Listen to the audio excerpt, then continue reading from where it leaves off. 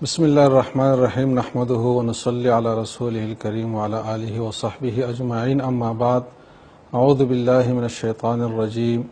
وَلَقَدْ كَرَّمْنَا بَنِي آدَمَ وَحَمَلْنَاهُمْ فِي الْبَرِّ وَالْبَحْرِ وَرَزَقْنَاهُمْ مِنَ الطَّيِّبَاتِ وَفَضَّلْنَاهُمْ عَلَى كَثِيرٍ مِّمَّنْ خَلَقْنَا تَفْضِيلًا۔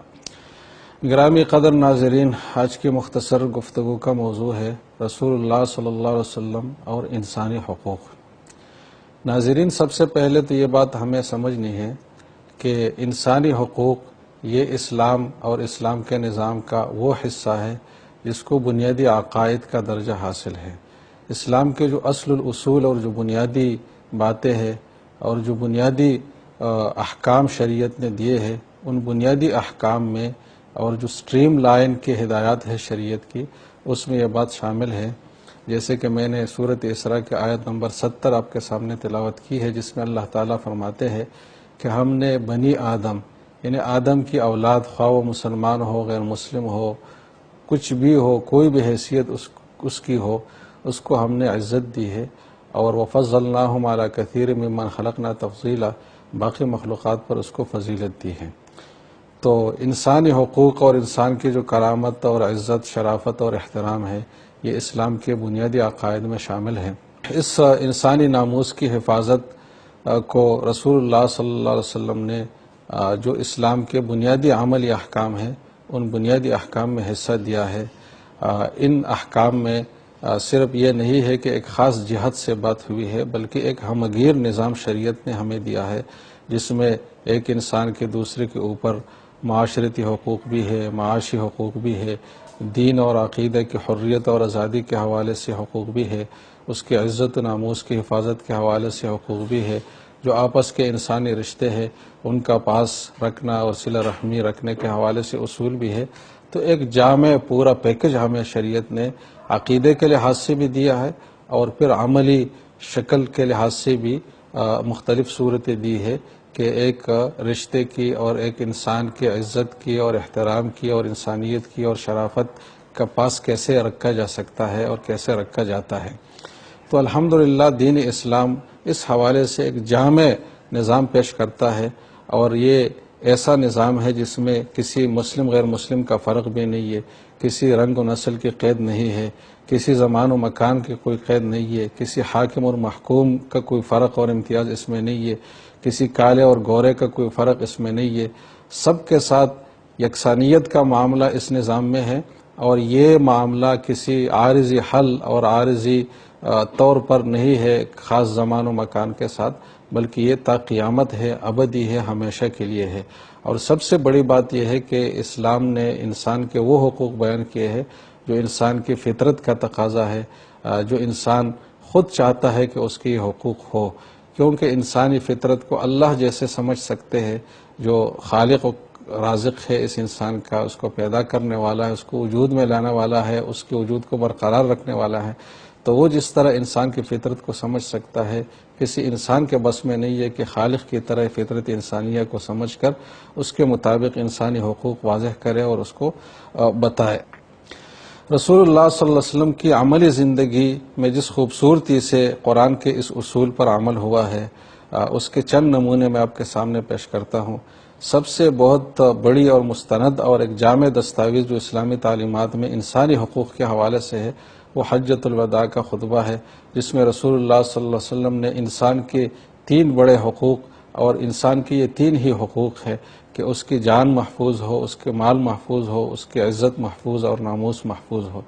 کسی انسان کی یہ 3 ہی حقوق ہو سکتے ہیں۔ تو ان 3 حقوق کو رسول اللہ صلی اللہ علیہ وسلم نے اپنے آخری پیغام میں ایک بہت بڑے مجمع کے سامنے ایک اسلامی اعلامیہ اور بیانیہ کے طور پر اس جامعیت کے ساتھ پیش فرمایا کہ یہ 3 پہلو اس میں شامل ہو گئے، اور پھر اس کی اہمیت کے لیے جو تشبیہ فرمائی، تو وہ تشبیہ بھی بہت ہی بلیغ اور بہت ہی مؤثر تشبیہ ثابت ہوئی، کہ حضور نے فرمایا کہ کحرمتی فی یومکم ھذا فی بلدکم ھذا، کہ اس طرح یہ حرمت اور یہ احترام حاصل ہے جیسے کہ اس دن کو اور اس مکان کو یہ احترام حاصل ہے۔ تو اسلامی شعائر کے ساتھ اس کی تشبیہ حضور صلی اللہ علیہ وسلم نے دی کہ جس طرح اسلام کے باقی شعائر کی رعایت اور اہتمام ایک مسلمان کے لیے لازم ہے، تو یہ بھی اسلامی شعائر میں شامل ہے کہ کسی انسان کی جان، مال، عزت و ناموس کی حفاظت بھی وہ کرے۔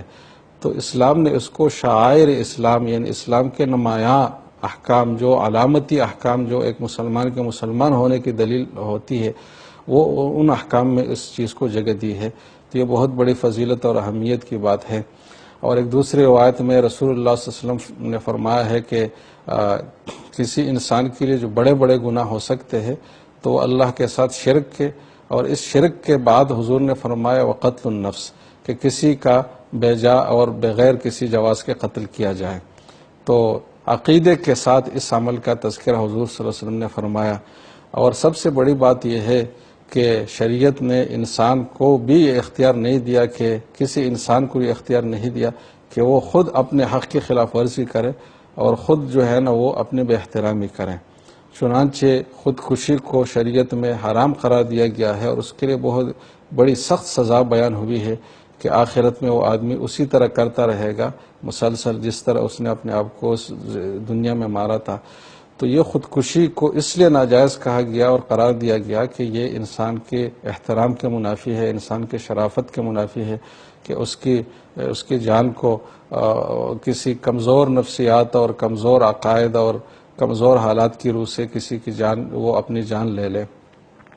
تو اس کو شریعت نے حرام قرار دیا، اور کسی انسان کو بھی اجازت نہیں دی کہ وہ اپنے آپ کے اپنے حقوق کی خلاف ورزی کرے۔ یہ بہت بڑی بات ہے۔ آج کا جو مہذب نظام ہے اس میں انسانی حقوق کی یہاں تک حفاظت نہیں ہے، چنانچہ ہم ترقی یافتہ ممالک میں دیکھتے ہیں کہ لوگ خودکشیاں کرتے ہیں اور حکومت کی طرف سے اس پر کوئی قدغن بھی نہیں ہوتی، بلکہ بعض ممالک میں تو باقاعدہ اس عمل کو فیسیلیٹیٹ کیا جاتا ہے کہ جو خودکشی کرنا چاہے تو اس کے لیے طریقے یہ ہے، جگہ یہ ہے، اس طرح کرے۔ تو شریعت نے اس کی بھی اجازت نہیں دی۔ تو اس گہرائی تک شریعت نے، اسلام نے، رسول اللہ صلی اللہ علیہ وسلم نے انسانی حقوق کی رعایت رکھی ہے۔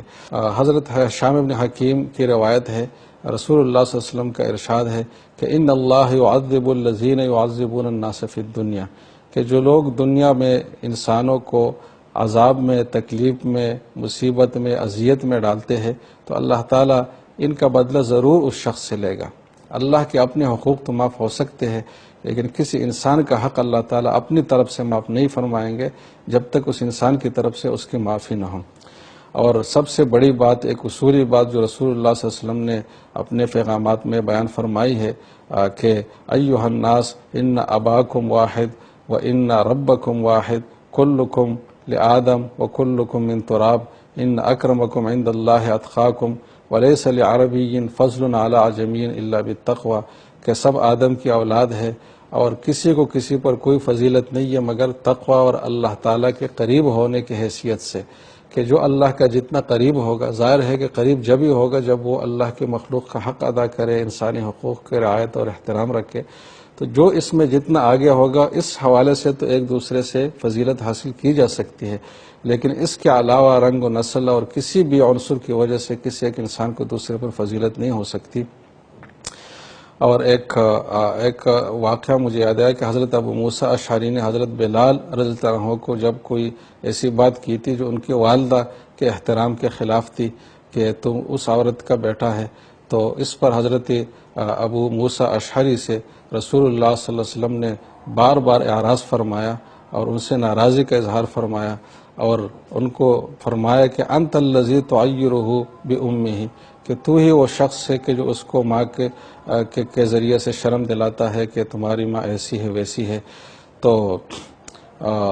اس کی بھی حضور صلی اللہ علیہ وسلم نے اجازت نہیں دی، اور اس حد تک ناراضی فرمائی کہ وہ صحابی بہت پریشان ہوئے کہ یہ بھی کوئی اتنی ناراضی کی بات ہے۔ اور سب سے آخر میں ایک بات عرض کروں کہ جو بہت وہ ہے دل کو لگنے والے، اور ہر انسان جس میں تھوڑا بھی ایک انسانیت کا پہلو اور دل میں اس کی نرمی ہو تو اس کے لیے وہ بہت ہی مؤثر پیغام ہے۔ رسول اللہ صلی اللہ علیہ وسلم کا ارشاد ہے کہ ما آمن بی من بات شبعانا وجارہ جائع الی جنبہ وہو یعلم بہ، کہ وہ شخص میرے اوپر ایمان لانے والوں میں اور میرے عقیدت مندوں میں سے نہیں ہو سکتا کہ جو خود تو سیر ہو کر رات گزارے اور اس کا پڑوسی بھوکا رہے، اور اس کو پتہ بھی ہو کہ میرا پڑوسی بھوکا ہے، تب بھی اس کا تعاون نہ کرے تو یہ آدمی میرے سلسلے کا آدمی نہیں ہو سکتا، میرے اوپر ایمان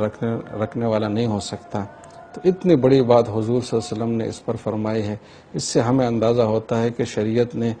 اپنے اصول میں کس طرح انسانی حقوق کو شامل کیا، اور پھر رسول اللہ صلی اللہ علیہ وسلم نے عملی زندگی میں کیسے اس کے عملی نمونے ہمیں دیے اور عملی ہدایات ہمیں عطا فرمائی، جس پر اگر ہم عمل کریں گے تو ہمیں کسی بھی انسانی حقوق کے چارٹر کی ضرورت نہیں ہے، کسی بھی جدید چیز کی ہمیں ضرورت نہیں ہے۔ ہم اس حوالے سے الحمدللہ بلکہ ہر حوالے سے خود کفیل ہے۔ علم یہ ہے کہ ہمیں اپنے دین اور دینی تعلیمات اور احکام کا علم نہیں ہوتا، تو اس لیے ہم احساسی کم تری میں مبتلا ہوتے ہیں کہ مسلمان تو یوں ہے اور غیر مسلم کہاں تک پہنچ گئے۔ تو یہ ایک لا علمی اور جہل کی بات ہے۔ ہم اگر اپنے تراث اور ذخیرے پر نظر رکھے اور اس سے واقف رہے تو انشاءاللہ کسی بھی اس طرح کے احساسی کم تری میں ہم نہیں ہوں گے، بلکہ ایک احساسی برتری اور ایک احساسی تفاخر کے ساتھ ہم دنیا کے سامنے پیش کر سکتے ہیں کہ ہمارے دین میں انسانی حقوق کا کتنا احترام ہے اور کتنی رعایت ہے، اور اس کو